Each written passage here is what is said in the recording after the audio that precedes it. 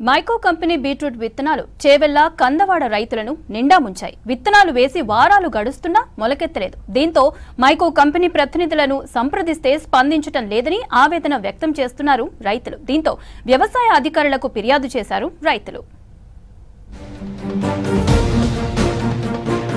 ఒకవైపు real estate వ్యాపారంతో పంటలు తగ్గిపోతుంటే మరోవైపు సరైన ధరలు లేక రైతులు నష్టపోతున్నారు.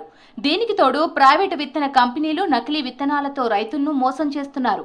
రంగారెడ్డి జిల్లా చేవెళ్లలోని కందవాడ గ్రామంలో మైకో కంపెనీ బీట్రూట్ విత్తనాలు వేసి రైతులు నష్టపోయారు.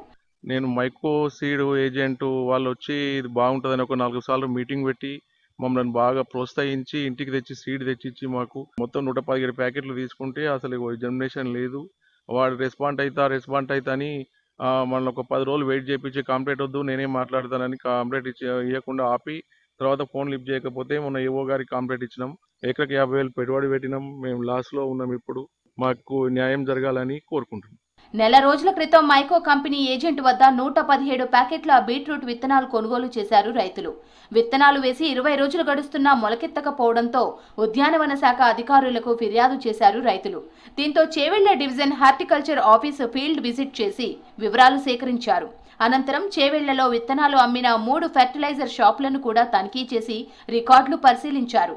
ఈ వివరాలను ఉద్యానవన శాఖ ఉన్నతాధికారులకు ఇచ్చామని తెలిపారు రైతులు. మైకో కంపెనీకి చెందిన బీట్రూట్ని సీడ్ని 15 ప్యాకెట్లు తీసుకుని ఒక ప్యాకెట్ వచ్చేసి 1000 రూపాయలు నేను చేనులో విత్తుకున్నాను.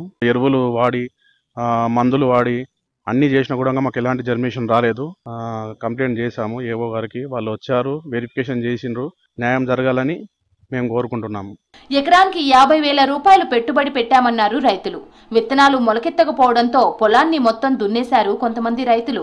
విత్తనాలు, డ్రిప్, కలుపులు, అడుగు మందులు కలిపి 4 నుంచి 5 లక్షల వరకు నష్టపోయామని ఆవేదన వ్యక్తం చేస్తున్నారు రైతులు. వాళ్ళని నమ్మి సీడ్ కొత్తది బాగా వచ్చింది మైకో కంపెనీ అని అంటే మేము ఒక 9-10 మంది రైతులం మేము చల్లాము.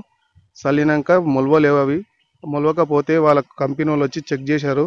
సార్లతోటి మాట్లాడతాం, మీటింగ్ పెడతాము, మీకు నష్టపరిహారం కట్టిస్తాం అది అని చెప్పారు. ఇప్పటి వరకు 1 వీక్ అవుతుంది, ఎవరు రెస్పాన్సిబిలిటీ లేదు. ఇప్పటికే అధికారులు సీడ్ కంపెనీల నుంచి విత్తనాలు సేకరించి టెస్టింగ్ కోసం ల్యాబ్కు పంపారు. అయితే అధికారులు చర్యలు తీసుకోవాలని కోరుతున్నారు రైతులు.